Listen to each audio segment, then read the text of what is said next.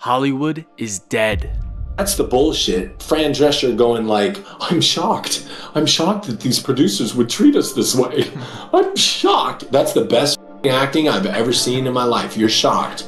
You weren't shocked when you were the star of your own show and the producers and the showrunners were treating people like and you were making demands and treating people like that wasn't a shock then. When you were benefiting from a predatory adversarial towards artists system, you were cool with it. But now that you're on the receiving end of that beatdown, you're not cool. So don't act shocked. You're not shocked.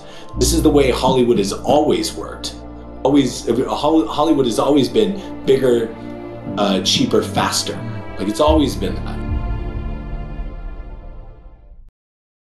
Welcome back. Welcome home. Episode 259, You're Here podcast. We're back. We're in it. It's the new year. I'm feeling fresh. I'm feeling good. We got an amazing guest. Finally, dude. Feel that shit. Dude, you've been boxing for real, huh? Thank you. Dude, I'm happy. I'm happy today. We got someone in here. Adam Simon is going to come through.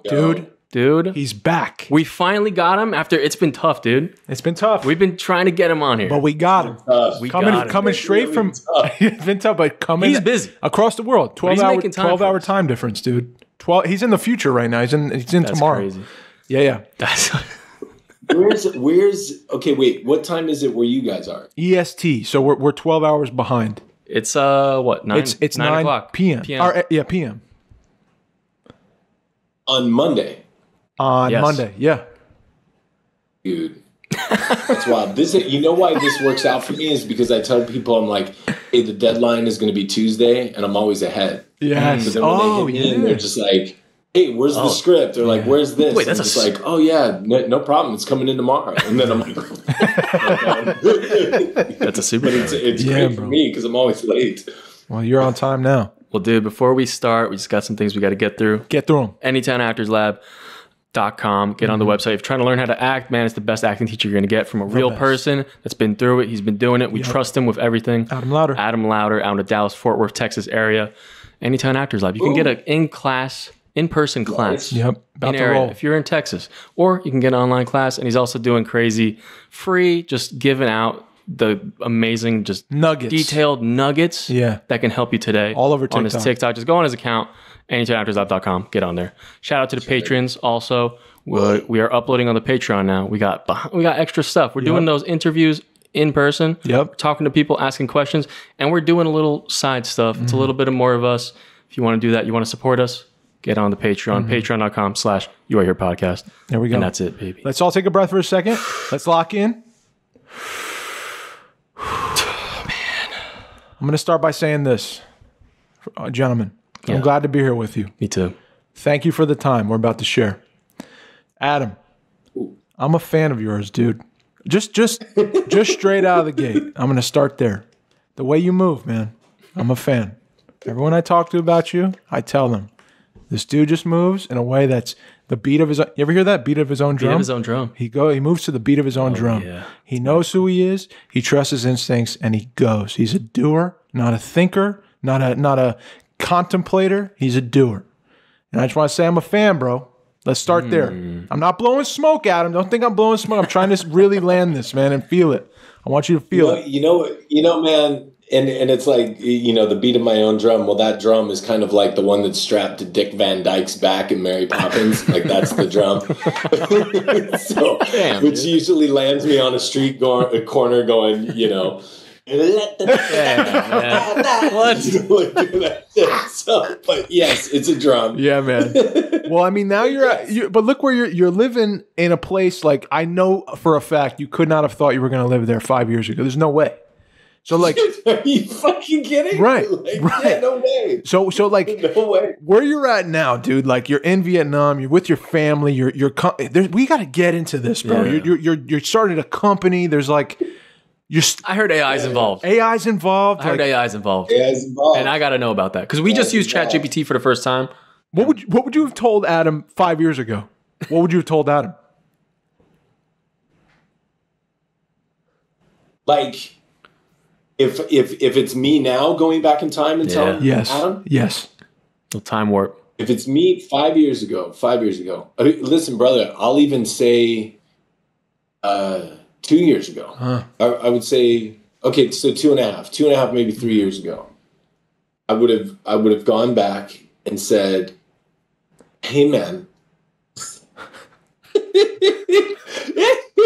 I would have said, hey, sit down for a second. Oh my God, it's future me. Yes, future you. Why do you look so chill? Okay, well, sit down for a second.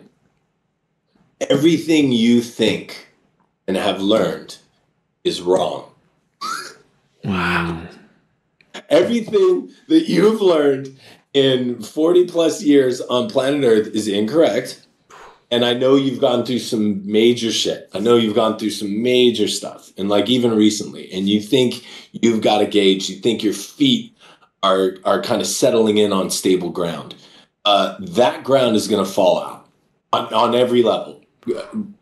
In your career, professionally, personally, spiritually, you're standing on a trap door, and the lever's about to get pulled. It's going to get pulled, and take a breath, like we did at the beginning of this podcast. Get ready for it, because the bottom's going to fall out, and you're going to question everything. But just roll with it. Roll with it, because it's all going to be okay. Kind of like Bruce Willis in the movie. I forget that movie. It's the movie where his childhood self shows up on his doorstep. Oh, you know that The Kid. The movie The Kid. Okay. You guys ever see The Kid? No, I never saw it. I haven't seen it. I never saw it. Never saw The Kid. So his younger self shows up on his doorstep, and like his younger self is like, "This is who I am. Like I'm an asshole. Like I'm a terrible person. I don't like who I am. I was supposed to grow up and be a pilot and have a dog. You don't even have a dog. You're a piece of shit." So like it's really funny. It's like the younger self is judging the older self, and so like like I think very much the same way. Everything I thought 2 years ago, man, is like completely different. So if I could go back in time, I would say, because what I didn't do is I didn't really handle it well. You know what I mean? Like I didn't I mean internally handle it well. Like I didn't it kind of, the bottom fell out and I just started screaming. I was like a rabbit that got its leg caught in a steel trap. I just started screaming and freaking out. And, it's one of those things. It's like, just relax, take a breath, relax. It's all going to work out okay. That's what I would say to myself. Well, that's an interesting what you're bringing up with the kid, man. The perspective of like your younger self judging you, like where we're at now in life. Would your younger self, if he showed up at the door, be that's like, tough to like think, what would he think about you? That's really tough. That's such an interesting take, man. What would he think about you? Think about that. Think about that. Your 8-year-old self, your 10-year-old self, the kid who's like, when I'm my dad's age, I'm going to be Superman. Yeah. Are you kidding? The amount of road that I got between now and there, and he's like, my dad's a cop, and he's like struggling to pay the bills. Yeah. What a chump. Like when I'm there, I'm going to rule the world. That kind of mentality and the optimism. I lost all optimism at 12 years of age. My whole world was shattered. So I say my 10-year-old self or my 8-year-old self. But I think like that person showing up and looking at me going, this is me. Like, this is what I end up as. Like, you, the fuck are you doing? You know what I mean? Yeah. Yeah. Like, what would your 8-year-old self, or showing up and going, this is cool. Yeah. I like this. Yeah. Okay. This is awesome. Let's hang out. Yeah. There's a therapy exercise, dude, that I got turned on to by my therapist, Renee, who's a gem. But she walked me through this exercise of you're sitting in the car. You're sitting in a car. I'm going to give this to you guys because it's actually part of this script that I wrote, where I take the literal interpretation of this. But you're sitting in a car and you're driving. And you have a passenger and you have 3 people in the back seat, and they're all you at different points in your life. So you have, the angry you, the person that, and this is just for me, of the person that in this exercise, you guys would identify these different parts of you, right? Mm-hmm. So this person who's sitting next to me, shotgun, is angry me. The person that, right after the abuse that I went through and stuff. The guy that shaved his head and was wearing a trench coat and listening to, NWA and X-Clan and Black Flag and the Misfits, that guy. Mm-hmm. So he's sitting right here. And then in the back, I've got, 8-year-old me and 19-year-old me and then 25-year-old me. And they're all sitting there. And I'm driving, and then it's you let them speak, and you let them speak and say what's on their mind and where you are in your life. Like they get to give you commentary about what they think about the decisions that you're making, what you're doing, where you're going, what's happening, and why they feel the way they feel about the current moment that you're in. So whether that's something's happened at work or a breakup or, choices that you're making about careers, they're getting to express themselves. And once they express themselves, then you sit with it and you go, okay, cool. And then you make a decision and move forward of where you're going to go. Wow. But it's a very kind of amazing, self-reflective exercise, I think. Absolutely. Getting perspective and takes on how you would have taken in the same thing at different ages of your life, different moments, different demeanors, the way you built yourself at certain points of your life. That's really interesting, dude. Thanks for sharing that. Are you guys the same who, think about who you were at 10, think about, the different, who you guys are now, how are you in comparison to who you were 3 years ago, 5 years ago, 10 years ago, 15 years ago? Yeah. I mean, that's a question I have for you guys. How different are you than when you started? I really feel that there's some I feel like we all carry a portion of us as a child. Yeah. And I really think that through life, this pure kind of image or I don't know, essence of ourselves kind of gets I don't know if tainted is the right word, but just I don't know, a ball getting like a metal ball getting dented and I don't know, it morphing into some way, but still having to go through things. Mm-hmm. I think I still have similar feelings that I have to when I was a child. Yeah. I still hold similar thoughts. Yeah. Yeah. Totally. I could recount a lot of things. Right. That I think are still pertinent in how I want to live life. Mm-hmm. And what's important. But yeah, I just think a lot of those things are affected by, what you go through and what problems come up and the trauma and how you end up finding the meaning of it all. Yeah. Yeah. Yeah. And how old are you? 27. 27.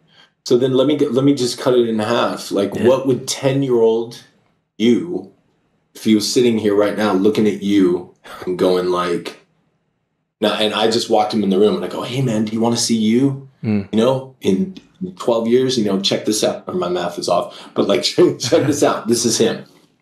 Talk. Man. What would he see? What would he say? Dude, I mean, he would probably. How is he? You are now. If he walked into my place right now, he'd probably be so hyped because I have all my retro game consoles, all the same video games and stuff. So he'd be probably so hyped, and that's all he would care about. But I think what he really wanted to, I think in that moment, what he was trying to become was he had a goal, and that was I played soccer for 15 years of my life, and I thought that was my thing. You know what I mean? I was trying to go. I'm trying to do it all. So he'd probably be kind of confused. He's like, wait, you're not... I thought you were going to be... Playing soccer. Cool. Yeah. Playing soccer. You thought you were going to be a champion? I thought I was going to go, player. Man. My dad was semi-pro. I was like, he had that in me. And I was like, I think I can do it. I think I could. Yeah. And then I kind of fell apart. But so maybe that kid might look at me and be like, oh, what the heck? What happened? Those conversations man, that hits me hard. Hits me really hard. What about you, man? Did you Yeah. What do you think? I think You're doing all kinds of big stuff. You're boxing. You're freaking finishing up a movie. You're doing all kinds of stuff.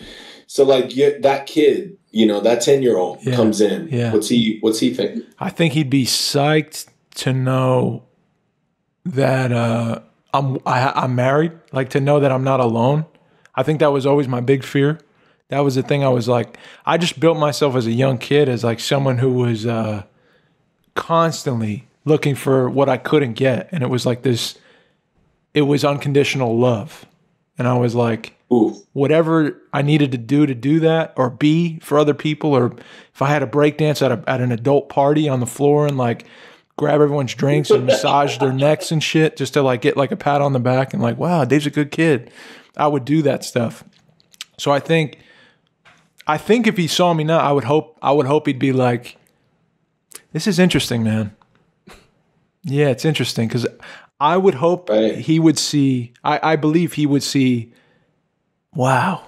I believe he would see like a pretty cool guy. But like I think it's interesting because I look at myself now and I'm like, oh, you're not shit. You know what I mean? Like you maybe you took the wrong step somewhere at 10 or 15 or 25 or whatever, and you just missed the mark. You're not quite where you're supposed to be. And I wrestle with that with God, and I wrestle with that with, just myself. And I have to kind of remind myself that like, I got it. I'm good. Where I'm at right now is exactly where I'm supposed to be. And it's all good, man. You're doing the best you can. And that's beautiful. And like, you got nowhere to be. This is it. So enjoy this. But yeah, I think he would see me and be like, yeah, like rushing for a hug, man. Like, wow, like I'm proud of you. But I think, yeah, that's cool to think about because I wouldn't have thought of that. But I think if he came in now, he would be psyched. I feel like, I don't know why I feel like I could be like, I feel like you probably feel this too. Mm-hmm. I feel like I would be my biggest like comfort for that kid. Oh, dude. At this point in life. Bro. Dude. How about that, Adam? What do you feel about that? At this point in life. If you could wrap up dude, that's I've had these conversations. Yeah.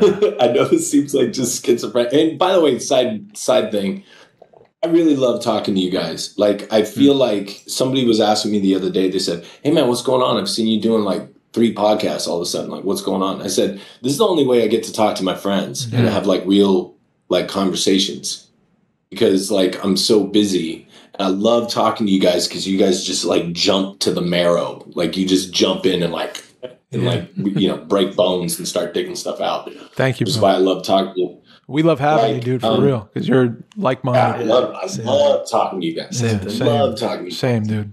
And I think, man, like in the conversations that I've had with like my younger self, I love what you said, Mikey, about being the biggest comfort.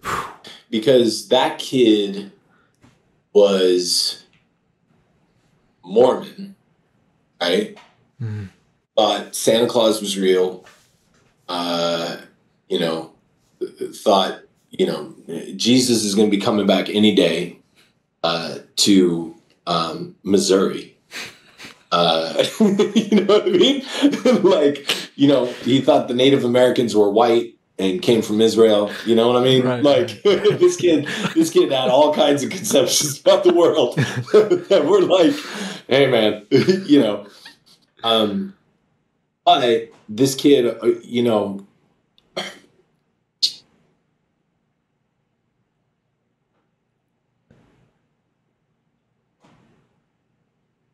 I mean, this kid was about to have his heart broke, Yeah. And was about to have his world shattered. And everything that he thought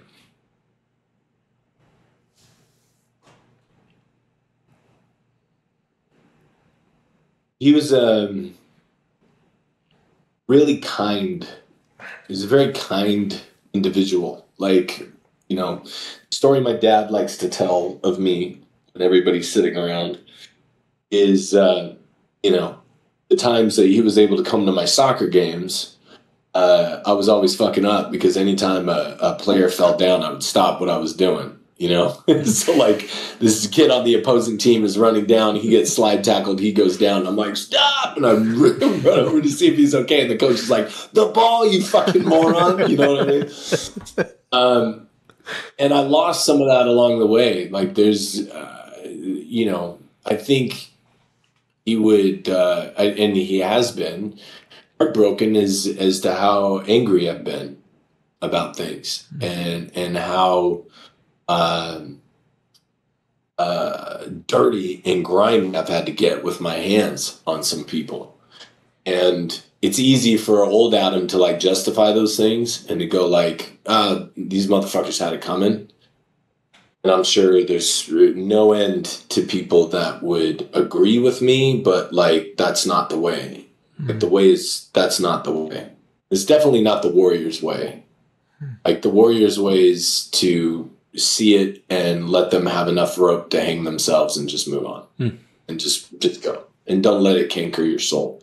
I think him, the conversations I've had seeing how angry I've been at different times in my life, and what that manifested itself as, and what decisions I made and things that I did. I think, there's a lot of disappointment there. But then at the same time, there's a lot of like, okay, I get it. I understand. It's those like hard conversations, and I guess the kind of universal thing that everybody can relate to, or a lot of people can relate to, is those conversations about like, hey man, Santa isn't real. And looking at a kid going like, what? I never had those combos with my kids, because my kids would, the minute that they were like, hey, what's this shit about Santa Claus? And I'm just like, dude, it's not real. Like, listen, like, here's the deal. St. Nicholas, and then I give them the lowdown. And then say Christmas, grandma's going to be like, oh, look what Santa brought you. But it's really from her. And that's her way to tell you that she loves you. Right.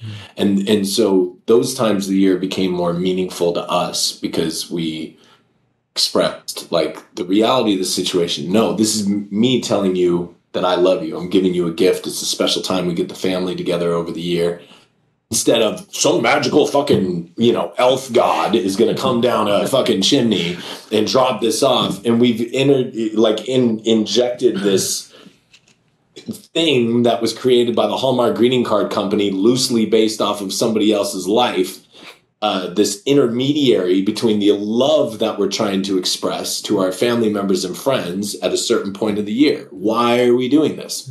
Creating this elaborate myth where the White House press secretary will go, we just got Dan on radar and flying over, what the fuck, what? You go to the mall and see this guy. So then, you're building up this lie and trying to contain it for as long as possible. And then it blows up in your face. And then the kid goes, well, I can't fucking believe a word you're saying. And this world isn't real. And I'm living in the Matrix. Like, what the fuck are you talking about? Santa is around. I just saw him at the mall. He sat on his lap. You son of a bitch. That's a stranger? What are you talking about? Anyway, it's my long way of saying sorry for that rant on Christmas. But I think, I think that younger self, sorry for the emotional response. I just feel like never that.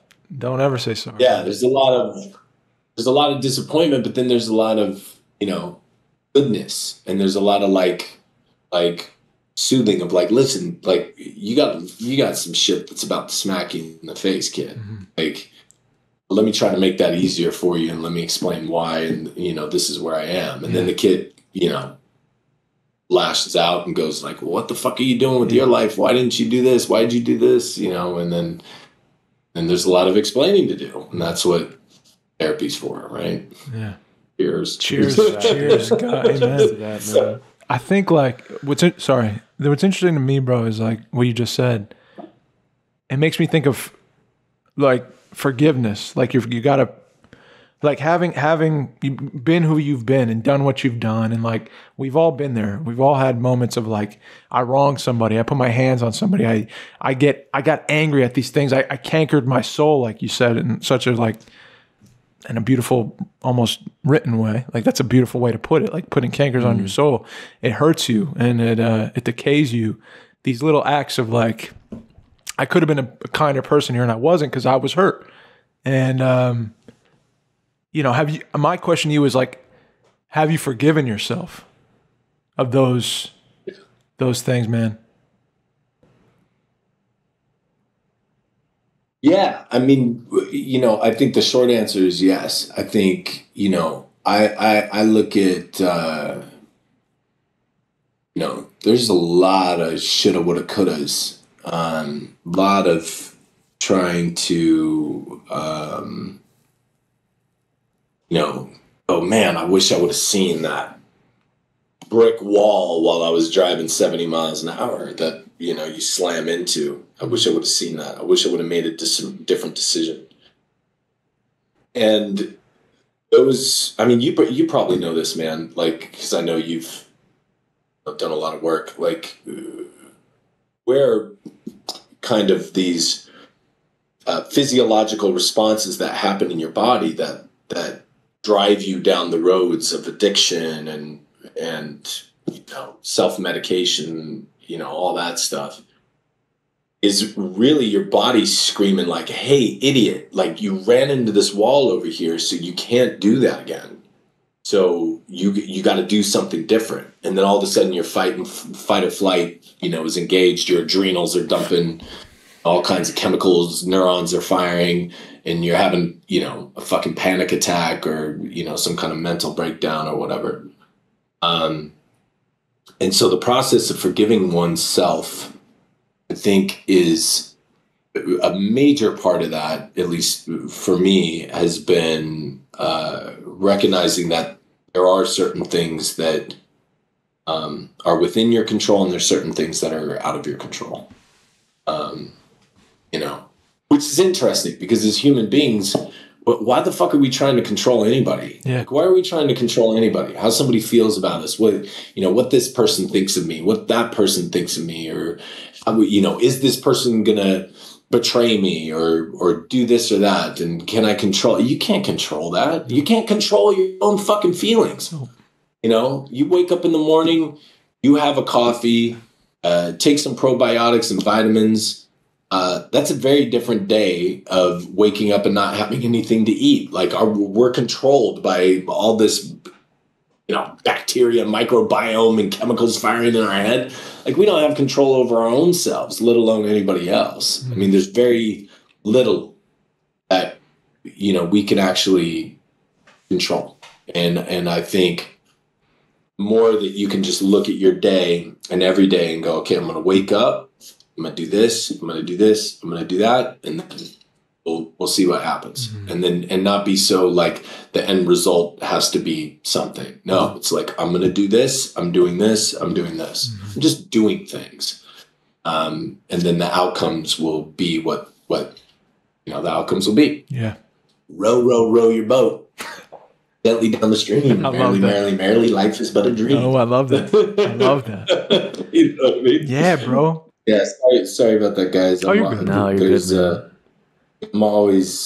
She's so amazing. Like our kid's so great, man. Like he's awesome. And my other kid, she's got a daughter as well. Wow. Oh, wow. 16, and we've just become like the best of friends. Oh. Like I love her daughter. Wow. And she's incredible. And but yeah, she's a rock star, and what she does, I'm just blessed, man. Yeah. I'm blessed. I got an amazing kids. My son, my daughter, and our new baby, and I'm just. That's it. That's it, dude. That's it. None of this other shit, like Golden Globes, Academy Awards, movies, like whatever. None of that shit fucking matters, dude. Like social media presence, all this Gary V fucking, rule the world, Logan Paul, horse shit. Like it doesn't matter. Even to a certain extent, like I understand that it helps people and it's good, but even that, hey, motherfucker, I'm out running on the road. Okay, great. You're awesome. You've freaking channeled your mental illness into something that has given you a shredded body and you're an animal and you can go out and run millions of miles, right? And that mindset is applicable to everybody in the sense that they can learn something and they could grow, and have that personal development. But not everybody can fucking do that, right? Yeah, right. They are, motherfucker. To the guy who's like, looking at us, I can't. Yeah. Hey, hard. Like, just come on. It's weird, man. So it's weird. Yeah, it's a weird time. But the only thing that you really have, man, is like your family. Oh, that's it. That's it. It's the people you spend your time. No, but it's like the people you choose to spend your time with, right? Like you go to the cemetery, you walk by some headstones, and what's left is like beloved son, beloved father, beloved wife, husband, whatever. Like that's it. What else is there? Yeah. It's like the energy you put into the time you have with the people you have it with. That's it. All this other shit decays. Man, like, dude,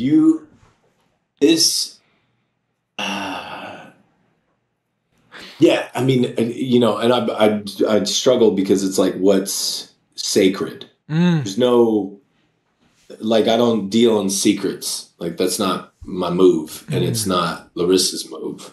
Like, there are things that are sacred. I will tell you about this woman, man. Like, she almost fucking died, right? Like, I haven't talked about any of this stuff because it is sacred. Like, she almost died, you know, giving birth. Wow. And it was gnarly. It was the gnarliest experience of my life, man, because it was like everything was there. This amazing partner, this brilliant, and that's not to say, you know, we don't, you know, argue about shit. She's Brazilian. She's Brazilian. I'm Irish. Like, we're going to fucking argue. You know what I mean? But it's like, it's never earth shattering. It's never world breaking. It's just like, okay, what are we gonna do? And either I'm the person to say, okay, what's the next step? Okay, here's where I fucked up. You know, what do we do? Or she'll say, here's where I fucked up. What do we do? One of us is either doing that, and it's so beautiful and amazing. She's an incredible human being, and so to have that, to be in this like euphoric, like, oh my God, this is amazing. Look at this. This is going to happen, and then to go, no, you're going to lose it all. You're going to lose it all. You're going to lose not only her, but you're going to lose the baby. It's over. Like you lose them all in one swoop, and then it's like, what are you fucking talking about? And then in that chaos that was that day, it was like, no, okay, the baby's going to be okay, but she's definitely not. And then it's like, now I'm alone. You know what I mean? Like, it's just so like, you guys gonna get me. You got me going again. Fuck. It slaps you in the face, man. And you know, I had a dear friend who is and again, sacred. So I say this with all kind of like standing on hollow ground, but like just weeks before we went through that, he lost his child. His wife went into labor, and they went to the hospital, and the baby was stillborn. And not like premature either. This is when the baby was supposed to be born, but the mom's like, something's wrong. Like, there's not a lot of movement or whatever. And they went in, and it was just so horrible. And so that was fresh. So I'm there and just dealing with this. And this whole thing is to say, like, that's it. That's all that matters. Like, the conversations that we have, because I genuinely consider you guys friends, and you know, the people that you can put hands on and touch, you know, those people. And yeah, we got occurrences with social media where we can reach out to people and have these like little like conversations, but it's like, that's it, you know, that's it. There's no shortage in Hollywood of people that have every award on the planet, making movies every year, living in mansions, you know, living in the Palisades or whatever, but they got shit children. And they're shit parents, or you know, their kids fucking hate them. Yeah. And it's like, okay, so what do you got? But I made this movie, and isn't this movie brilliant? Who gives a shit? Yeah. Who cares? Yeah, like that's all that matters, man. It's like the people right next to you, and that shit takes work. You guys are just starting, like, so I wanted to ask you this last time, brother. How is it for you? Like, I'm settled into the thing. Like, I'm like, I told her this the other day. I said, even if you get sick of me and you're like, fuck this guy, I'm out. Wherever you go, I'm going to build a house right next door. Because, I'm never going to be a million miles away, from my kid ever again. So like, not in a stalker kind of a way, but if you're done with me, understandable. I will build a house next door. You know what I mean? Yeah. Like for you guys in a world where no children involved, you have your relationships, you've got your partners, like where you can just go, nah, I'm back on the gram, I'm back on the, the Tinder, the whatever, I'm just swiping, or I can get a sex robot and go on to OnlyFans. Like this world's fucking crazy. How do you, what is the way that you find the center in your relationships, in your personal life, in your spiritual life, or are you just still figuring that out? You start. What's your center? Oh man. You know what? I got this. Go, Mike. I'm just, dude, like you said, it's a terrifying, I'm single, dude, and I don't get it. It's crazy. Like this world is crazy. I don't know what to do. I don't know how to make things happen. The Tinder, the Bumble, the Hinge, You've experimented, right? Yeah. And like whatever, I've got like I can't for some, I don't, maybe it's just who I am, but like meeting someone just in person feels better to me and is more meaningful than like you find each other like on an app and then you like, all right, we're gonna meet up, and then like you have all these like expectations and feelings, and it's just weird. It feels so unnatural to me, and I just don't get it. Do you believe in like the Madonna? Like there's one, I've got one. I don't think. No, I don't. Oh, dude, it's the hard. Perfect one for me. See, like sometimes I do, and sometimes I do, sometimes I don't, dude. Because sometimes, dude, I think on those dark days where I'm like, you get a bad date, and you're like, dude, I think I really messed up that one time. Yeah. I got you. I shouldn't have left. It's scary. But you gotta move on. And I've accepted it. Yeah. But it's scary, man. I'll just say it's scary. Yeah, it's a scary. It's not easy. I feel for you, man. I feel for whoever's dating right now. I do. And like trying to establish real relationships and real connections in this fucking world. It's tough, dude. It is like a swipe. You got 3 seconds to blow me away and say all the right things and just nail it. Dude, I was talking to this girl. It's a pitch meeting, dude. That's it's it. a pitch meeting. That's it. It's turned into. Dating's a pitch meeting. Dude, I meeting. matched with this girl. Yeah. I matched with this girl 2 days ago. We've been talking like all day. Cool. She's just living in the Philippines. You got to move to the Philippines. Like, what, dude? You got to go to the Philippines. What are we doing, bro? You got to go take a flight. You got to do it. But it's just like instant gratification because you got people who reach out to you and then you communicate for a while and then they just disappear. Yeah. And it could be for any reason. You can't control why they disappear. But I think a lot that has to do with that is like, it's like a dopamine hit. It's like, oh, look how many people like me. Look how it feels to be liked by 70 dudes. This freaking thing, this idiot box. Come on.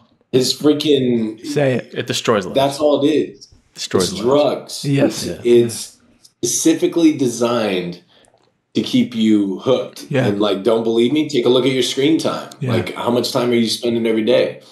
Like 8 hours a day. Like, it's crazy, and we're just kind of letting it happen. And then people are like, "Hey, man, go easy." Like it's just a tool, and it's like, yeah, but it's really not. Like we've turned everybody into sugar babies and sugar daddies. Yep. We've set up this transactional kind of nature of relationships. We've lost kind of like idea of what connection is. And then people be like, oh, you sound like some kind of like old timer, like, and it's absolutely like not what the biggest thing that I love about Lottie is like, she'll just delete the app off her phone. Like, she'll just delete Instagram. She'll just be like, okay, that's gone for a month. Yeah. It's taking up too much of my time. That's right. I looked at my screen time. It's up by an hour. It's gone. I'm done. It's so, not back. She's not dependent upon it. Right. And then people are like, well, how am I going to see my family? And how am I going to get in a fucking car and go see them? Yeah. Or FaceTime them or whatever. Your little messages don't mean shit. That's right. It's funny, dude. Like, this has been incredible. And I'm so grateful. I'm grateful to be a gypsy. I'm grateful that, you know, the bottom fell out. I met this amazing woman and she's like, let's dip. Let's figure this out. Let's figure out where home is. And I'm like, where's home for you? And she's like, I've never felt like I've had a home. And I'm like, same. She's like, so let's figure it out. And we were in Brazil. We were in, you know, Greece. We were in Israel. We were in Bosnia. We were like, you know, Spain. We were just like going around trying to figure it out. And then, you know, ended up here. Dude, we got to get into this new, because you've left the epicenter of it all, right? You left Hollywood, bro. Yeah. You are gone. Left it. You got out, and you're doing a new thing, dude. You're getting into AI with storytelling. And this is this guy's biggest fear. I told you, we had a conversation about this. I'm fearful about this. I'm worried about the next 5 years, the landscape of things. Am I obsolete? You know, what are you doing? Like with this stuff, man? Like, yeah, just lay it out for me. Lay it out for Mikey. Like, you're on WhatsApp, right? Yes, sir. Yes, sir. It's funny because he's a good friend. He's a good friend. He's a brilliant director. He's a great guy. But God, man, like, it's also a pain in my ass. You know, I was talking to this guy and he's like, hey man, you know, this thing, the hype train has left the building. And I'm like, he's like, you know, this isn't, he was just kind of being critical and not really seeing things. And then we also put together an offer that for a project that he ended up rejecting. And then it turned out that the reasons that he rejected it was because he's been given offers in the past that are dog shit, that don't give him final cut on stuff, that don't really have money behind it, you know, stuff like that. But we gave him all of that, but he just didn't read it anyway. I'm trying to sort that out with him, and I love him. But he is a pain in my ass, but I love him. But where I'm going with it is he's like, you know, this hype train. I'm like, well, this hype train is signing up production companies all around the world. This hype train fucking works. This hype train has 2 movies going into production. Whoa.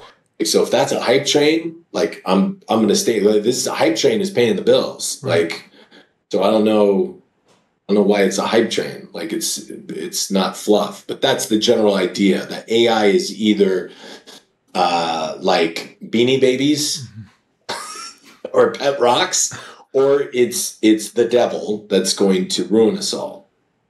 The truth is, and the most succinct, kind of precise way that I could put it, is it is the advent of the gun. And we can either sit here and say, and sorry to be so like brutal and kind of use this analogy, and people go, this is a terrible analogy. You're using indigenous populations. Shut the fuck up. So like, here's the deal. Yeah. Is we can either say, I've always trained of shooting bows and arrows from, you know, bareback, horseback, and hunting animals that way. I can kill anybody from X amount of yards with this bow and arrow. Or I've trained my entire life in the way of the samurai, and I have the samurai sword, and we've developed, you know, all these techniques or whatever. And then, you know, we can adhere to that training and that execution and that way of doing things. And will there still be a market for cool shows featuring samurais and cool shows featuring, you know, indigenous peoples that are shooting things from horseback with bows and arrows and spears and shit? Yeah, 100%. But guess what? Dumbass over here, whatever you think about him, whether he's a trained military soldier and a sniper or whatever, down to just a fucking idiot who's like, look what I have, bang, is that guy, that moron, that dumb fuck that is just like, what's this? AI? Oh, that's a nice bow and arrow you got there, partner. Bang, and shoots you and you're dead. And the guy's like morbidly obese, never trained a day in his life. But that dumbass can still wipe you the fuck out with this tool. So what are you going to do? Are you going to implement handguns into your training and weapons into this new technology that is going to completely level the playing field, that is going to allow countries to take over countries, businesses to take over businesses, individuals to become superpowers? Are you going to take advantage of that and implement that? Or are you just going to go, nah, I'm very set in the Lee Strasberg way of acting, and I took this course from David Mamet, so I know how to write scripts, and this is the way that it's going to go. Good luck. Good fucking luck. Because this whole thing is coming. So what I did is I said, all right, two things that I don't want to see happen. I don't want to see a bunch of people losing jobs, even though that's inevitable. It's going to fucking happen, right? Dude, the same thing just happened recently with taxi drivers. Yeah. You want to be that guy? Like sitting there going, all right, let me put up the meter. Like, let me get in a pinch when you're running out somewhere and go, I don't got time to get on this fucking taxi. Yeah. Like that works, right? Or you're coming out of the airport, fucking taxi. You know, but they've gone even so far into LAX to say, take the shuttle to your Uber and Lyft designated zones because the union protested. And so now we have this designated area for taxis. You guys are fucking high. Like you're avoiding reality. The reality is taxis are dead. They're done. It's over. But you're holding on to this, you know, just like SAG-AFTRA. Like SAG-AFTRA is like, no. And by the way, SAG-AFTRA isn't fighting for writers' rights and actors' rights any more than Ocasio-Cortez on the left and Matt Gaetz, you know, truly care about what's going on in Israel and Palestine. They fucking don't. They care about the corporations whose pockets they're in and furthering their agendas. And if that happens to be pro-Israel or that happens to be pro-Palestine, then that's what's going to be coming out of their stupid voice boxes.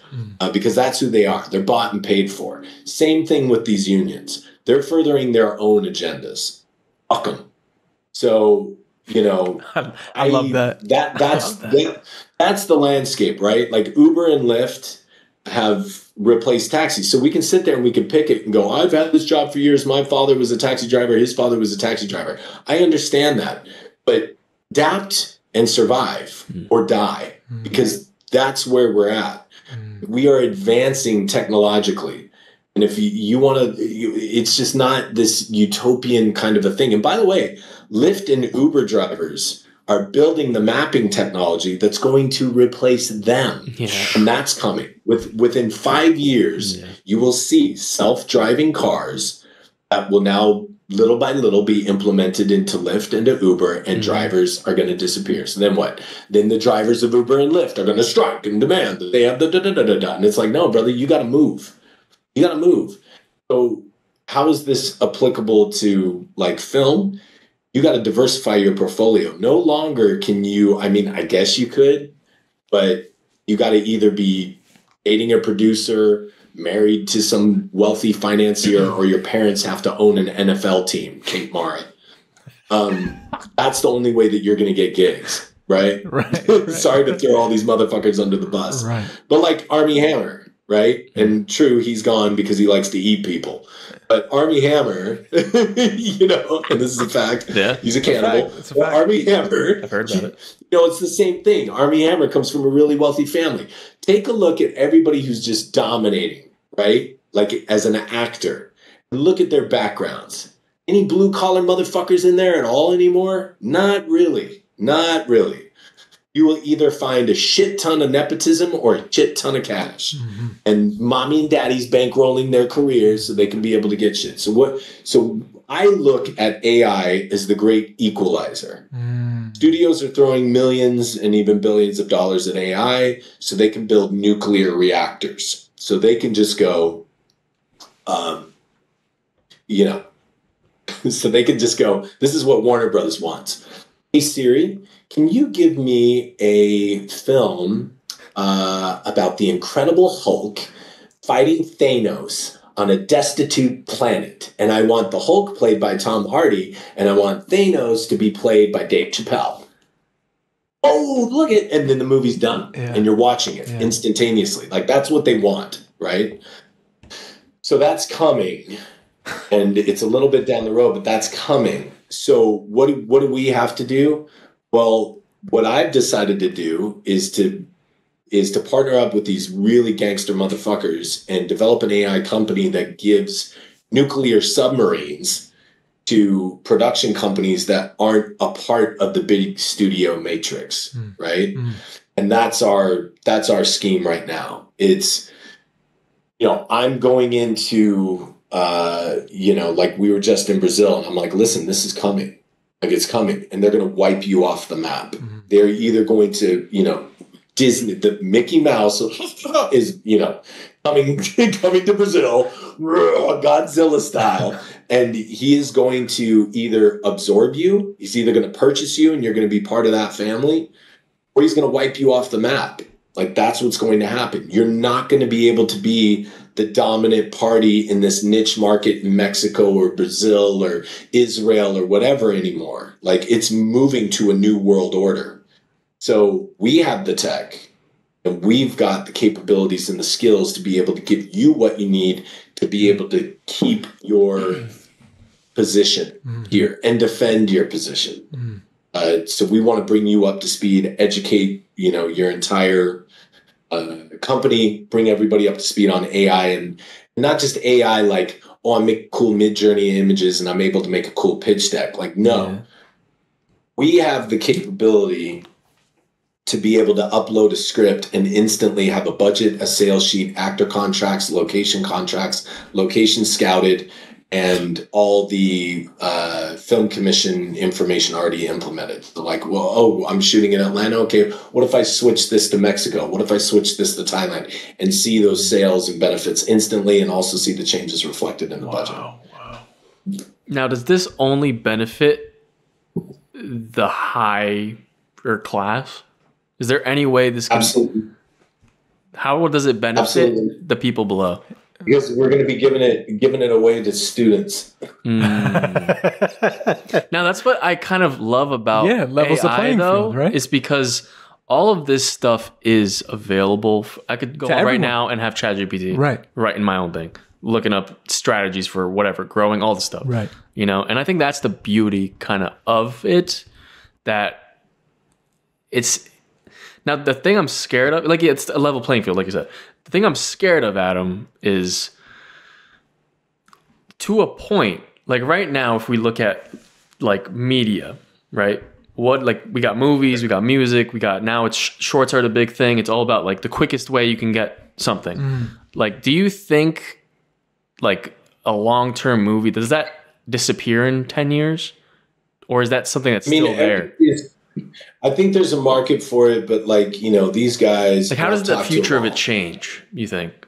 Yeah, like I've had conversations just recently. I've had conversations with, you know, everybody. Martin Scorsese, like, I've had conversations with all kinds of people, and big, small, like, whatever. Yeah, like whatever that word means. Which, by the way, Martin Scorsese is a really interesting cat, because there's a guy who was like, I will live and die on film. Yeah.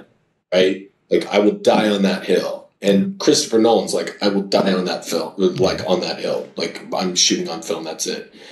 You got to remember, Martin Scorsese, I was there for the conversation that took place between Marty and James Cameron. And it wasn't just one conversation, it was many.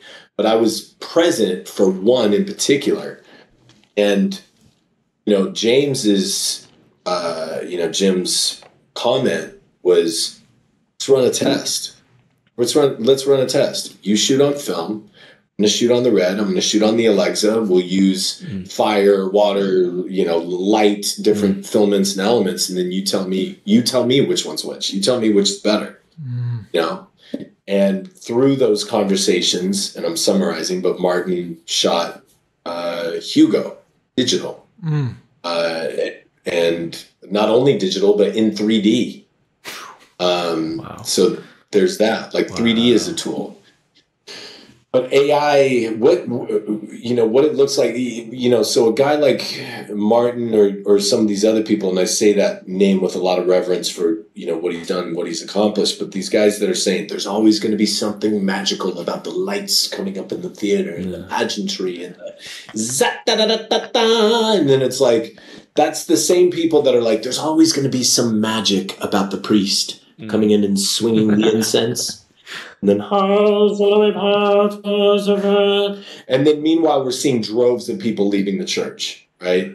And abuse scandals and all this other stuff. Like, we can get lost in the romantic idea of what film is, but then there's the practicality of the thing, right? Like, and the truth is, studios are going to be Kentucky Fried Chicken, Taco Bell, and Burger King and McDonald's. Which, by the way, the first fully automated McDonald's opened up in California. Let's go. There isn't a human. Let's go. You just come in and go beep beep beep, and a robot goes. That's it. Yeah. So like the studios want that. They want that. They're like, people are dumb. People are fucking stupid. Yep. And they are. And you know, it's all these endless videos of the guys, you know, doing this shit on TikTok, sitting there going, I just was watching Avengers and I realized something. It plays the song from The Incredibles. Like they're an investigative journalist. And then they're like, Loki's ring was on the desk of this thing and this prop and this fucking thing. And it's like everybody's turned into the Unabomber of film. And it's like, what is that adding? You know, what do you do? It's all shit. It's all dog shit. It's all short form content dog shit. Yeah. Like, what are you doing with your life? That's you? That's your legacy? Sitting and looking and going, I noticed Loki's ring on the desk in the fucking what? Like, what has happened? But and where Martin Scorsese says it's turned into theme park rides, that's exactly what they want. That's exactly what they want. Doesn't that drive you nuts though, Adam? Doesn't that drive you crazy? Like where you're at now, like, could you write a man down now? Would you try to like dig and fucking write something like, does that discourage you from writing? No, not at all. That amps me up. That amps me up to get me like on top of my game.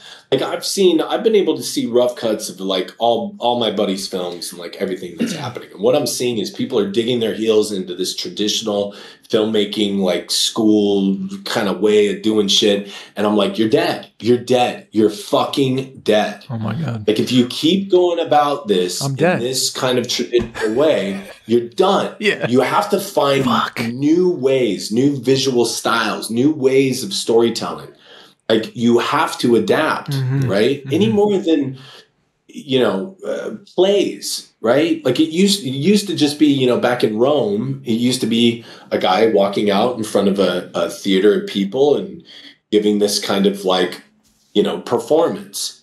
And then that evolved, and then it went to the theater, and then black and white and silent pictures, and then the evolution. There's always been a technological innovation that's always spurned creativity. So hey, idiots, all of you people like shouting doom and gloom, like this is no different than somebody goes, okay, now we got pictures. Okay, now we got sound in pictures. Okay, now we've got color in pictures. Okay, now we've got digital projection. Okay, now we've got motion capture. You know, okay, now we've got, you know, everything is led to, you know, leading up to Avatar and people going, what the fuck? Like, what is this? This is fucking amazing.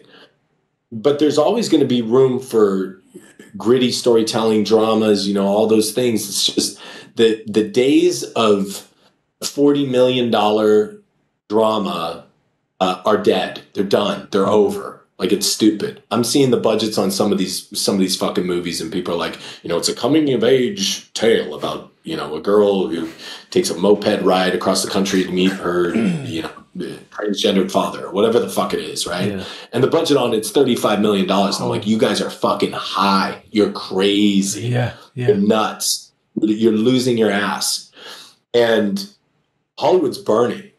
It's burning because the Hollywood MO has been money laundering. Like, I'm just telling you straight up, it's been money laundering for years. I believe it. It's been locusts. Hollywood comes into a location like Atlanta. They go, Atlanta's the new Hollywood. No, it fucking isn't. No, it isn't.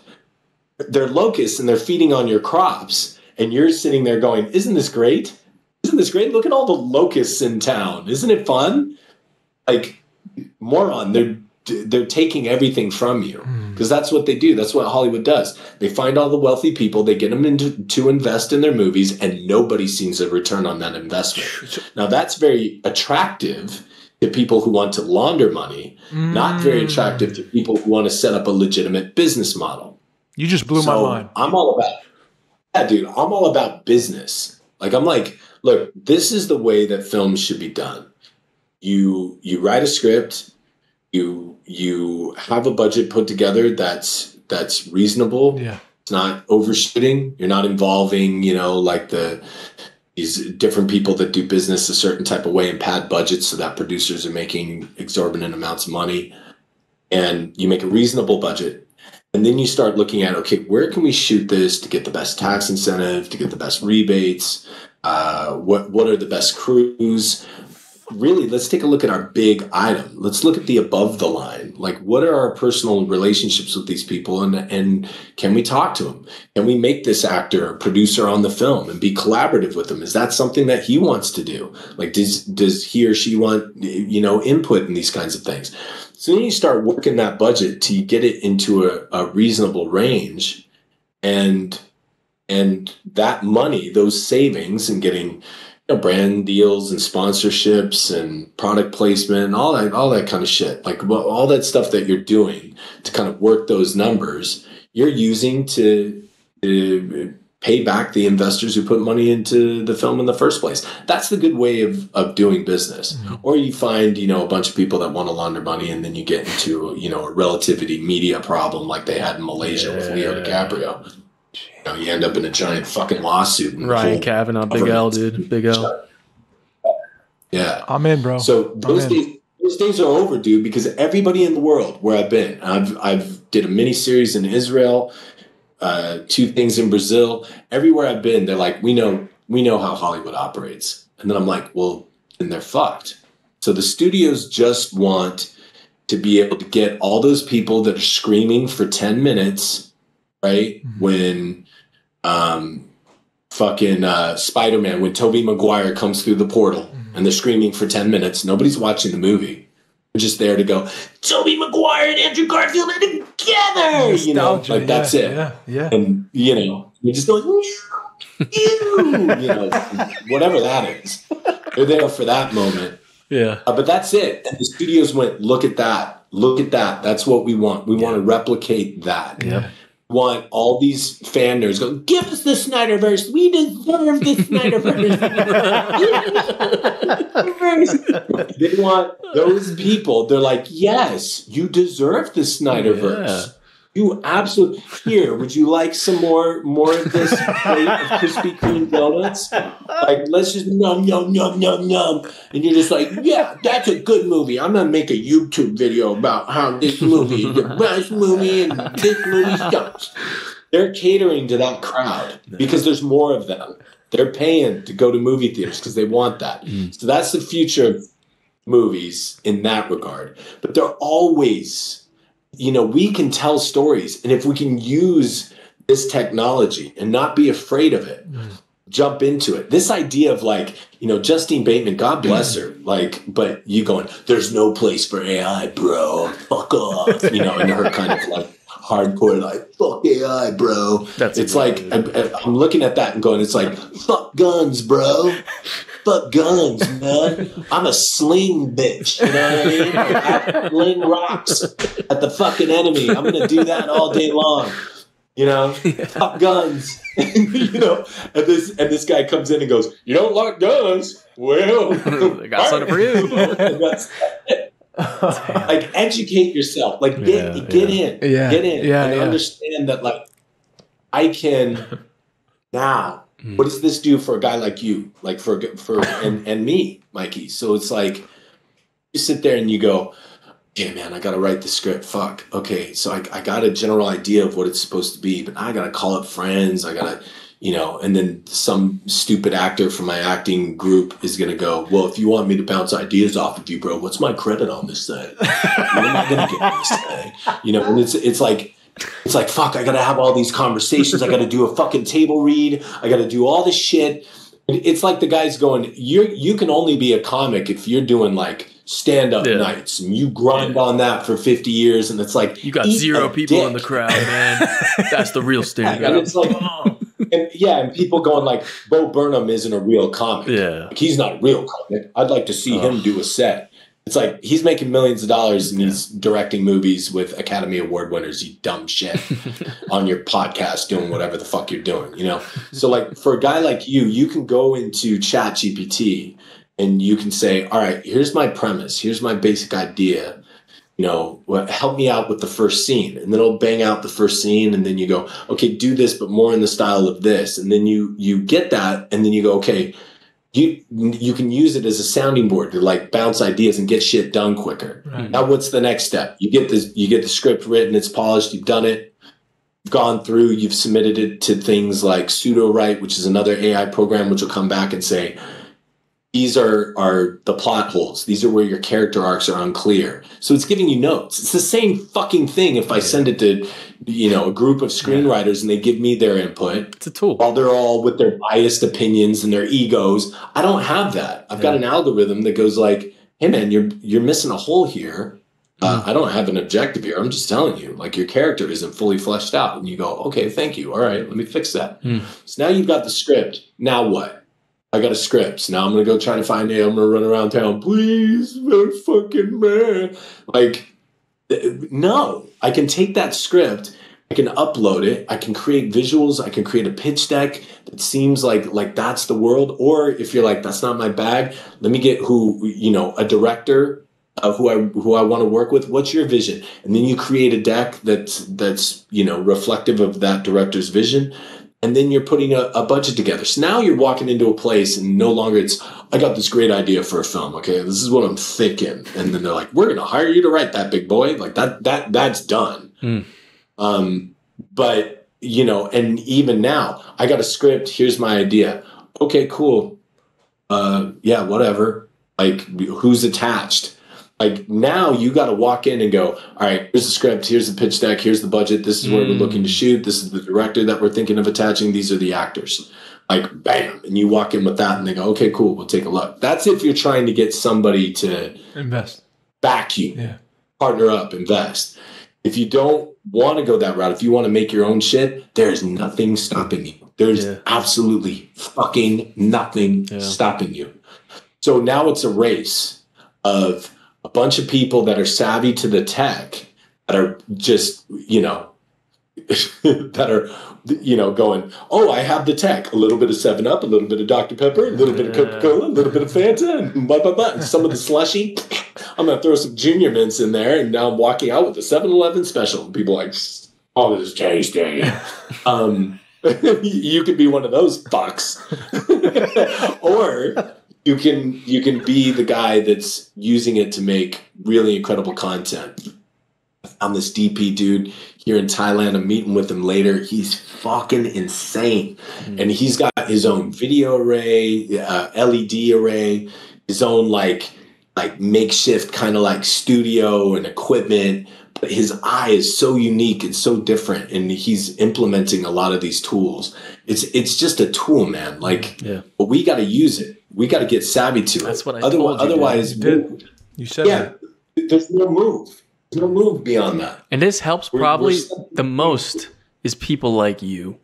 That's like, don't point at me and say people like people me like you, that, dude. Don't no do that. people. Yeah, people like you. People that are trying, like, dude. The amount of times I hear people talking about like Hollywood doesn't give a shit. It's over. Yeah. Adam's telling you it's over. It's like, why are you bringing yourself down instead of like using something? Bring yourself down. Lift yourself up. Yeah. I'm gonna give you so much shit, dude. You're gonna be able to fucking. You're gonna be able to go and do whatever the fuck you want. Like that's the thing, man. Yeah. Like it really is. It really truly is. Like, you got to think about it in that way. It's like, and dude, I've had to go through it. Like I've had to go through it because to me, it's like, these guys who came to me on this project, this other project that I'm doing, they were like, okay. We want you to write this thing, and it's based on a true story. It's something I know nothing about, a time period I know nothing about. And old me would have been like, okay, that's going to be like 6 months. Give me some time to research. Like, let me do. And now I'm like, I'll bang it out in 2 weeks. I'll bang out a 115-page script in 2 weeks. Now, how am I doing that? Well, now I've got ChatGPT loaded up, and I'm like, research this. Give me all the information on this character. What who is this person? Yeah, and it's helping me. It's giving me information, 100%. and I can even set up tasks. Like, I want you to look up this information, then this, then this, then this. It's literally Googling for you. Yeah, yeah. and playing it, put it in front of your face. But then like bouncing story ideas, it's just a way to work quicker. Yeah. Like I'm not eliminating costume designers, set designers, DPs. I'm not eliminating any of those people. But like the goalpost of collaboration is moved. Yeah. So, you know, like hit, kick, punch, kill. I go to RZA. What are you thinking? Like, what's your jam? These four assassins, modern day, that go into this hospital in Chicago to take out this mob boss, right? He goes, yeah, man, that's cool. But like, I was talking to Quentin Tarantino, and like, you know, we had these cool ideas. Like, what if you made this in 1970s Japan? What the fuck are you talking about, dude? That's a whole new script. Like, what? So now I go back to the drawing board, rewrite the script. But then I start talking to him saying, what does this look like in your mind? Like, what are you thinking stylistically? And he's like, I'm thinking this kind of influences these movies, this color, this sound, this set, this thing, check out the city. So he gives me all this information. I go back, I create a pitch deck that's reflective of all that. So now, instead of, okay, here's the welcome to the table read. We broke down the script. Here's the blue copy. Here's the yellow copy. Here's the red copy. Here's the pink copy. Here's this copy. Costume designer, hair and makeup, set design, cinematographer, props, right? Everybody's sitting there, and then they go, you know, when I was reading the script, it's very interesting. I read this Vanity Fair article years ago, and that led me to looking at this Vogue cover. So I brought this cutout. And I think this is like stylistically some of the things we could do with costumes and the things. It's like, fucking, like that is taking time. That is taking money. Like, what are we doing? And I can moan the fact that I don't get to commiserate with all these artists and like all that stuff. Yeah. Or I can just go, hey, this is the director's vision, right? This is what we came up with between the writer and the director. This is the look and feel, tone and style of the film, right? Mm-hmm. You guys are all chiefs at what you do. You guys are all gangsters at what you do. So how do we do this or something like it?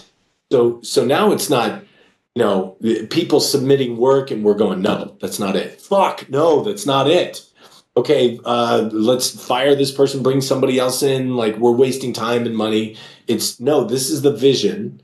So now we're collaborating months and months and months earlier, if not years earlier in some cases, and we're building something quicker. It's just moving things quicker. Yeah. Saving money. I gotta say this because this is a soundbite and it's really, really fucking important. And I promise not to go on around and look at me. Here I am. Go, Adam. Go. Well, I'm gonna say this. What we're doing is like putting body cameras on cops. This is the thing that, like, I really hope, you know, at some point in time I could sit down with Justine Bateman and go, like, listen, I know we did a very bad impersonation of you, and it seemed very disrespectful, and I'm sorry. Sorry, Justine. But now let's have like a real conversation, right? Like, do you really want to go business as usual? You know, like, that's the bullshit. Fran Drescher going like, I'm shocked that these producers would treat us this way. I'm shocked. That's the best fucking acting I've ever seen in my life. You're shocked. You weren't shocked when you were the star of your own show and the producers and the showrunners were treating people like shit and you were making demands and treating people like shit. Like, that wasn't a shock then. When you were benefiting from a predatory, adversarial towards artists system, you were cool with it. But now that you're on the receiving end of that beatdown, you're not cool. So don't act shocked. You're not shocked. This is the way Hollywood has always worked. Hollywood has always been bigger, cheaper, faster. Like, it's always been that. And it's always been built on the backs of people where they come in and they go, well, we're paying these 3 actors $5 million. But guys, I know we said we had 40 days to shoot this film. I'm sorry, we have 18. Your lunches are cut. Your shit is cut. And then people say, well, that's the benefit of the union. Are you fucking kidding me? You know how many thousands of movies are shot every single year on the backs of slave labor, and the union does fuck all? They don't do anything. They do nothing. And by the way, while we're striking for the benefit of these actors, right? All the top actors are still running around making movies. Brad Pitt's still filming his movie. Dave Bautista, like all these people are still filming their movies. But Brad makes a run back to the picket line to take a picture and go solidarity, and then he fucks off to go make another $5 million, right? Yeah. So it's like this whole system is fucked, yeah, and you just want to keep it that way. Like when in reality, I can create a budget for a script, and in the old days, meaning last year, line producers can take that budget and go, okay, it's a $10 million budget. We've factored in, I'm just throwing out a number, like 850,000 or, 1.2 for the camera package, the lenses, everything in the camera department. And then he goes, that's what it is. And then that motherfucker goes to Panavision and goes, hey, can you work some, or Red or whoever, can you work me out a deal? Like, this is what we got in our budget, but can you work out, like, we can bring this down to like 450, 500,000. Yeah. Okay. That's great. Here's 100,000 for you, 100,000 for me. And they start pocketing shit. Or you get these guys, who come in, producers. You look at a movie that's got a budget of like 1.5, but it's got 35 producers. What the fuck is this? Yeah. Right. And it's that thing. It's everybody all getting paid. Or you submit a budget for $5 million and all of a sudden mid-production they're going, so our budget's at 12, and you're like, what? Yeah. What? When did this happen? Well, this producer took out a bridge loan and this is what he did, and so all that corruption you obliterate with AI. Mm-hmm. Because AI isn't trying to find a way to fuck you, which is what Hollywood is based on. Mm-hmm. So everybody's fearful of the robot that's just like, I will give you the correct answer. I will give you the right answer. And we can get into the ethics and values of who's training it and that. Yeah. But I trust AI over the majority of producers that I've come in contact with any day of the fucking week. And not steal from me, not inflate the budget, not abuse cast and crew. To not come up with the problems. And that's, to kind of like put the capstone and summarize this. That's where I am in life.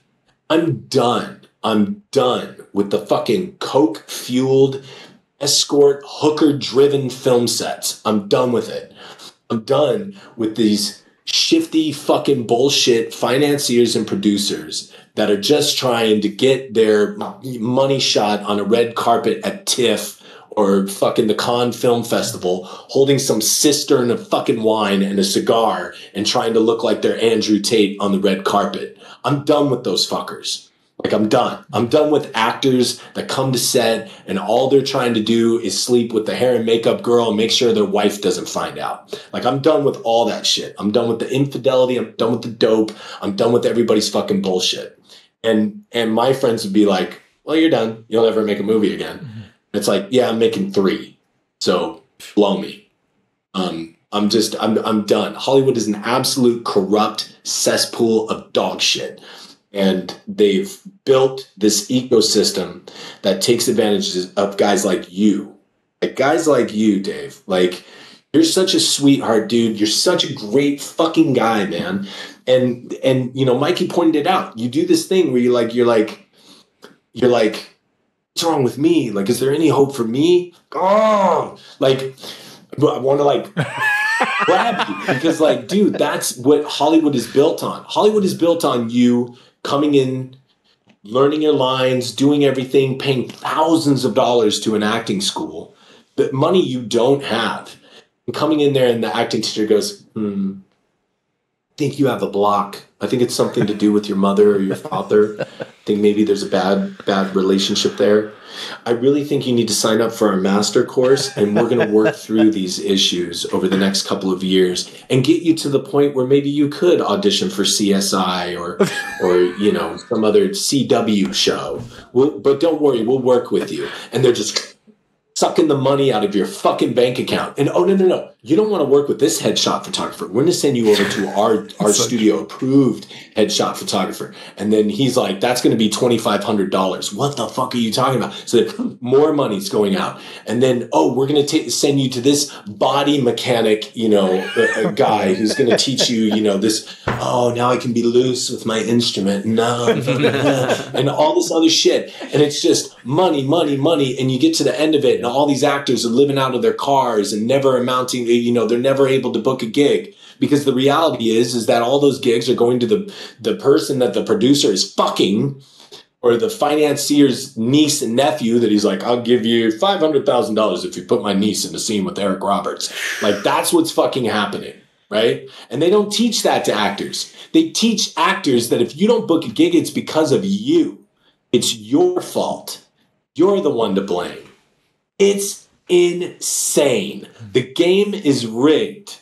The game is rigged. The cards are dispersed to everyone at the table except you, because you've got the willingness to give everything in your bank account and give everything to your art and everything. And if they can get 200 of you fucks to come into town, that ecosystem, that predatory system continues to thrive and continues to be funded. Because Hollywood is funded on the bodies of dead artists. Like, that's what it's funded on. That's what it's built on.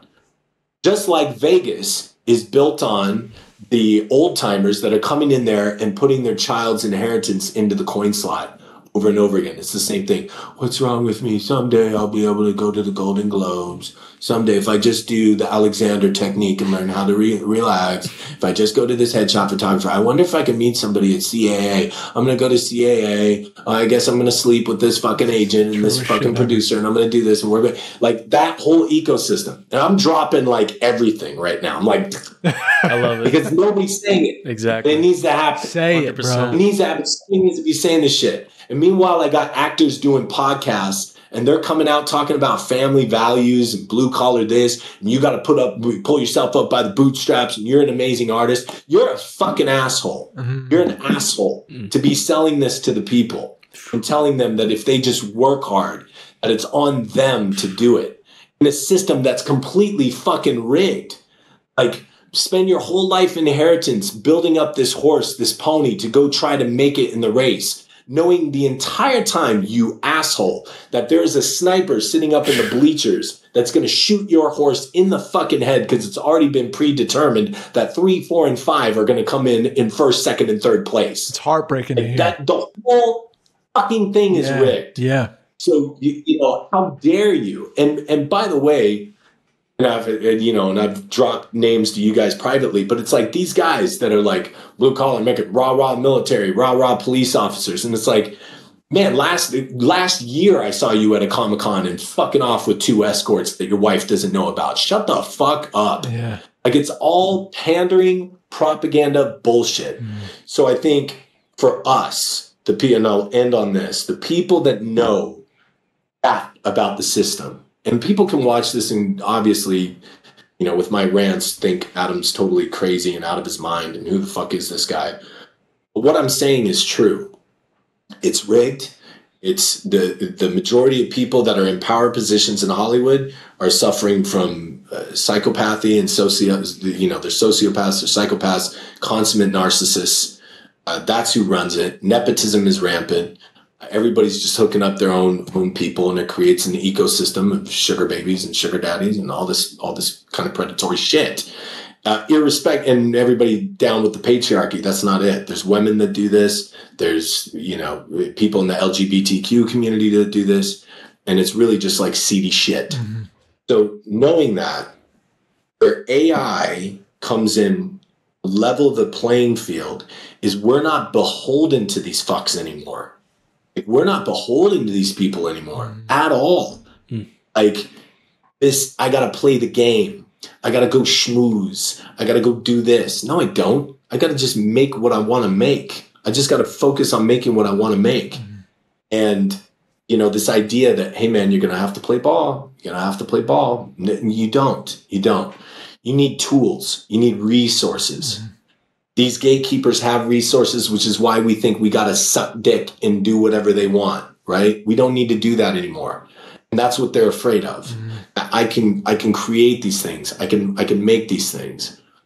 And that's not pushing a button and replacing an actor. That's not what I'm talking about.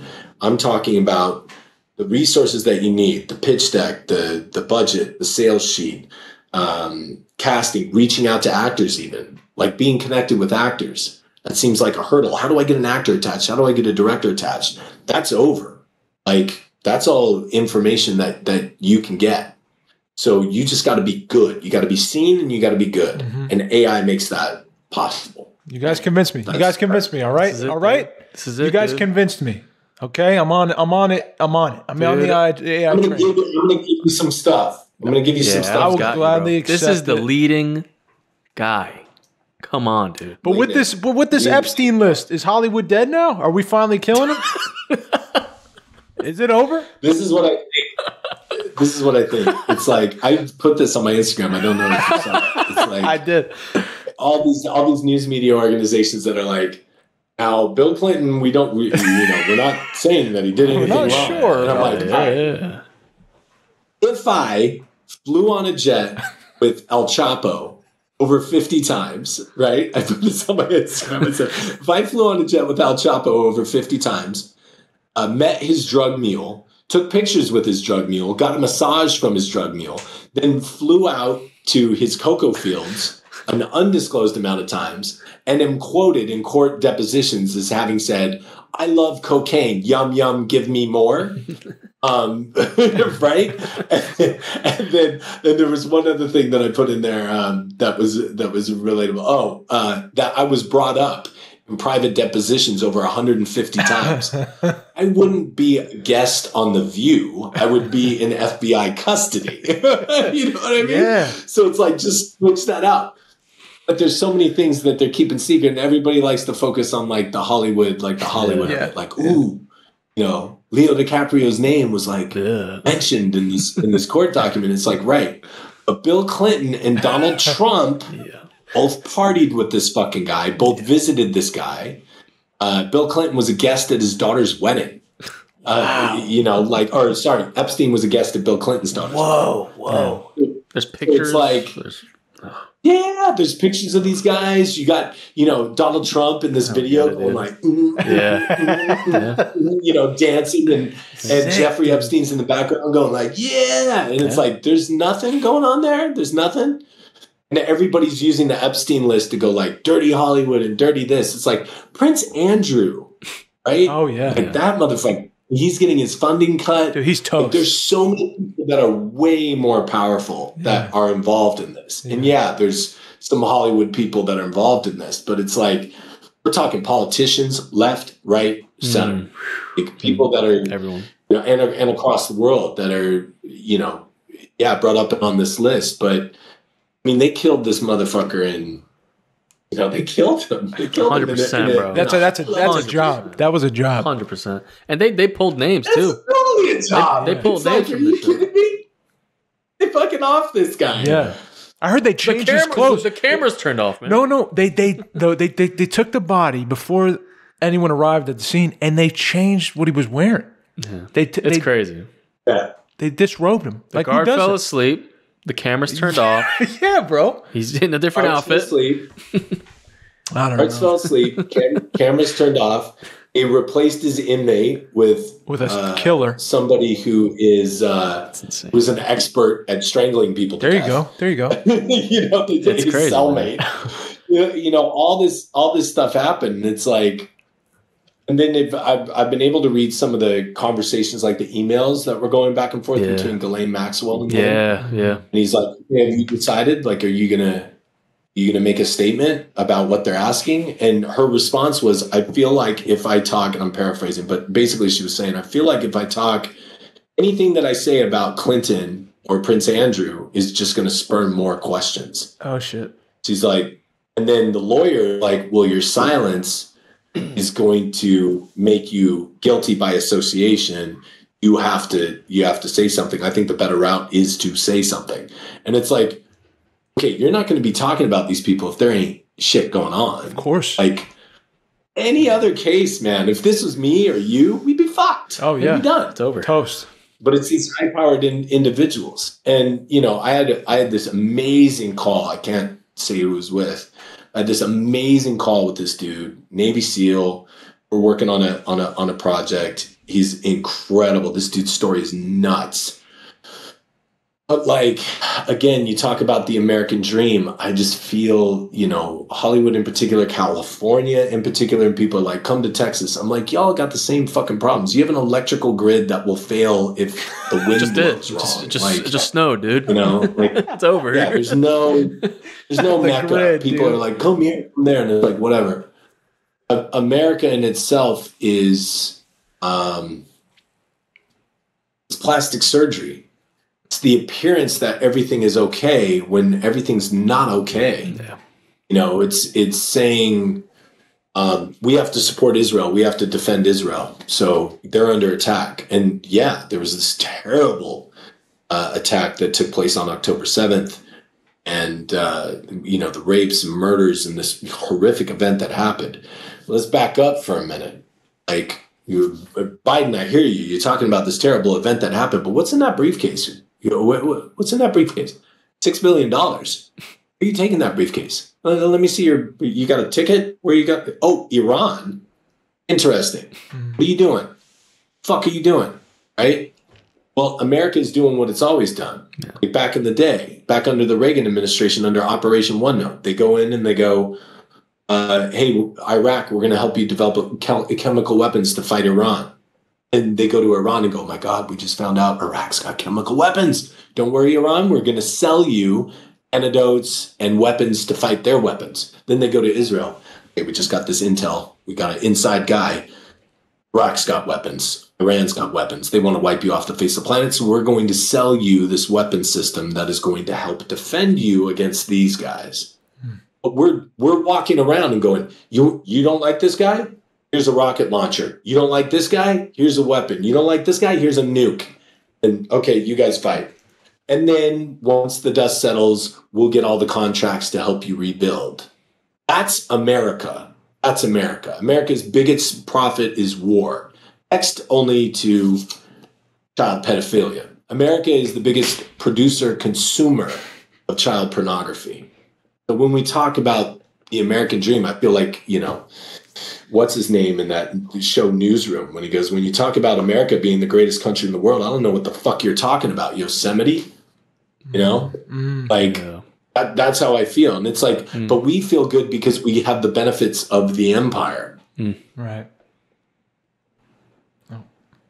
No, they cut off right there, did it? They lost. That's a crazy cutoff point. No. Oh, no way. Oh, he's back. He's back. Dude, you cut off. What a crazy dude, that was someone, dude. Tell me that's a coincidence. That's someone, dog. See? Someone's fucking listening, bro. Something that could be AI too, dude. Could be, man. You said a keyword with the child, you know, pedophilia stuff. Wow, dude. That was a weird. Wait, am I back? You're back now. You're back now. You're back. Dude, Sound of freedom, bro. Sound of freedom, man. This stuff's all coming out. Adrenochrome, dude. I mean, we're just getting this is so much. We can't go for another. All right. I'm sorry. But there's just a lot going on. All I was saying there is just that the United States creates conflict. It's you got a gun, you got a gun, you got a gun. We're going to sell you the guns. Our biggest profit is war.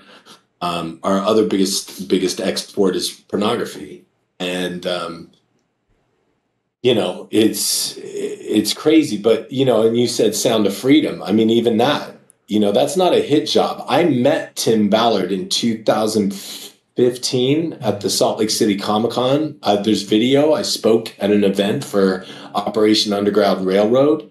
And I knew back then, this guy's a piece of shit.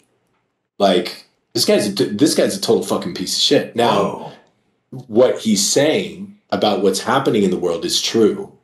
The people that he's working with, great people. But this person is, you know, could quite honestly be an abuser himself. So it's that kind of game, man. Like the United States. Yeah, I mean, do you remember that? Like September 11th, they hate us because they don't like freedom. They don't like Osama bin Laden doesn't like freedom. Yeah. It's under skin. He's allergic to freedom. He starts sneezing. No, we trained Osama bin Laden to fight the Russians. We trained him. We built that Frankenstein monster. And then when the Russians turned around and were like, game on, we're going to fucking slaughter everybody. America's like, it's kind of getting too dirty for us. We got to go. Yeah. It's like, what? Like you guys had my back. Like we're in this together. It's the same shit we were doing in Syria. Same thing we did in Afghanistan. We're in this. We're never going to leave. Oh, we're leaving. You guys. And then you got, people trying to climb onto airplanes to get the fuck out of the country, throwing babies over barbed wire fences. That's America. That's America. We break our promises to our allies. We leave everybody high and dry. We send our men and women to war. And when they come home, they qualify for food stamps. Like, that's America. But we're all happy because we have the Avengers and we have, Netflix and we got Instagram and we got TikTok and we can do our dances and we're all doing what Neil Postman said. We're entertaining ourselves to death. So if you live on planet Empire and you're getting all the soft serve ice cream that you can fucking eat. And even if you're working your ass off and going, I don't get soft serve ice cream, I'm working my fingers to the bone. You're still living in that thing. And then you go, wait a minute, what's my planet doing? They're blowing up whole planets? What the fuck are you talking about? So that's why I left. So we still live here, man. Come on, man. What the heck? Well, is that the? No, maybe we got to move. But that comes back to family. Like, what can you control? My family, my people. I'm here. I'm with my group of people, and that's where you find heaven. That's where you find peace. That's where you find solace. Yes. Anywhere outside of that is a game that we can't control. I can't control. I can have zero effect over Epstein's client list. The ramifications of that, who's controlling it, who's behind it. I have zero effect on the Hollywood studio system. I have zero effect on the emerging technologies and the fact that DARPA is trying to put ChatGPT into a Boston Dynamics robot. And when that happens, we are all fucked. Yeah. So, I don't have control over that. What I have control over is here. It's my spirituality. It's my connection to God. It's connection to my family and my friends. And that's what I got to focus on, because the only thing it's going to cut off right now. The only thing that will change America is a revolution. That's it. And, unfortunately, we're kind of gearing towards a civil war. And look, these TikTok kids can't start a revolution. I'm sorry. It's not going to happen. Yeah. TikTok kids. So people are like polarized, but our leaders are completely bought. It's an absolute circus. Yeah. It's an absolute circus. Yeah. And so, if I could wave a magic wand and have our military go in, yank all these fuckers out, put them on trial, and then create a interim military government, and then have open elections, and we have legitimate people, our best and brightest, that we can reset the clock and start over and establish a true democracy. Fucking amazing, but we can't do that. So it's going to burn. Yep. That's reality, man. It's awesome. Yeah. So focus on what you have control over. That's all we can really do. What can we control? You guys talk. I want you guys talk. I don't want to say anything. Dude, I think we're at a stopping point. Dude. This is it, man. I mean, I think it's a good place to land is like, what is in our control? That's a great lesson. What is in your control? What I'm excited for is the next time we have Adam and the AI stuff's going on. Oh, dude. After I've like fully downloaded everything he sent me. That's what I want to see. As soon as we click off, I'm going to send it. I'm going to send the demo over to you. I'm going to send the deck. I'll send you guys a link. And then, let's, Dave, you're in post, right? Yeah, I'm in post. Yeah. Okay. What's that looking like for you? We're looking like we're getting final cut, and then we're going into a phase of like we're in line with what you were talking about, which is like keep the whole play, the whole swing we took, the hill we're willing to die on, is keep the budget low. Was the idea? Keep it homegrown. Where can we go that we can shoot this thing and be a part of the community, and then like also bring film there, and like how can we keep this budget low and then have nothing no weight over our head of like first time filmmakers. It was a $2 million budget and we can't possibly make that back. And so we have that low budget with the best of resources we had at our disposal. And now this is what we're in. We're in the post part of it. We're almost at a final cut, enough to go to sound, color, and music and formatting. So that's where we're at. That's where we're at. How are you handling that? Like the sound, color, formatting, all that. Up in the air. Totally open to meeting new people, starting to have like little introductory meetings with like a musician and a sound, whatever, studio. And we just had a couple different like conversations with a couple different places, but yeah. Small fish. Adobe, what's the new version of Adobe? Editing Adobe Premiere, what's the new version of Mikey, it? what is it? New version? What is it? Yeah, Premiere? like is this Premiere? Butterfly, Firefly, some shit like that. I don't know. I haven't heard of that. Is that good for sound? Well, so they've now included in Premiere's editing suite that you can drop in your movie along with the script and it'll temp score your entire movie instantly. Whoa. Well, now you're solved. Done. Yeah. Dude, thank you for that. I did not know that. And also they've introduced AI into the editing software. So like, it's crazy. Yeah, you're able to literally just go, hey, this, and you circle it, replace this with a castle, and it's fine. Oh, okay. This is good to know, bro. Hey, we're saving money and time. Let's keep I'm sure that once you get into it, you'll know. Adam, I've got some other apps too, man. Yeah, like that. Send them over. I'll send over to you. That at least you could, if you want to be easy on it and still kind of work with the editor and like do stuff like that, you can mess around with it and then go, hey man, I think this is the look. Like mess around with the scene. Is what I'm saying. Yeah, and then go. This is what we're looking for. This kind of color, this kind of tone, this kind of style. Oh. What was that? What the fuck was that? What I did was this. What the fuck is going on? What the fuck was that? Why are there balloons? I think earlier I saw like a thumbs up. Well, I don't know what the hell I saw something before that I thought I was going crazy. Dude, that was insane. Did you see something before? I don't know what that was, dude. That was kind of cool though. That's a first. I've never seen that. There's weird signs today, dude. Trying to make balloons come out and hearts. Dude, thank you, Adam. Oh my God! What in the hell is going on right now? Dude, look at a Leica. What is going on? I know these from my phone. But I didn't see the balloon thing. I didn't know. Oh my God. What the? Or what about this? AI, dude.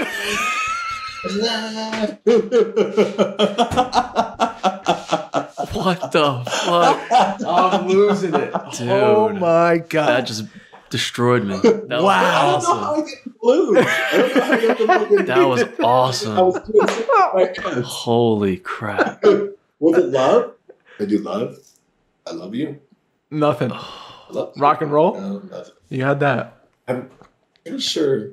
This is insane. Love? Yeah, it was crazy. Wow, bro. That's crazy. That's insane. That's insane. That's what I'm going to say. Adam, dude, I love you, man. Thank you so much. Dude. Just send over the contracts. I'll get my lawyer on them, and I'll be in Bangkok in a week. There you go. Oh, no. You're gonna find all of them. Adam, I appreciate finally someone is saying the shit because I've been waiting. I've been waiting for the answers, and I knew that you had something. And now that you're talking about AI, I'm already like convinced. Yeah, you know what I mean. Like I'm convinced, and I just had a great time talking to you. Thank you. This is awesome. Yeah, dude, I'll send you guys like right now. I'm gonna send it over to you. Heck yeah. Thank you, bro. You Are Here podcast. My name is Mikey, and I'm out. My name's Dave. I love y'all. Please be kind to yourself. Please be kind to one another. 100%. Bang, bang. How? Dude, I know this works. I know this. Dave, you have to. Don't look behind you.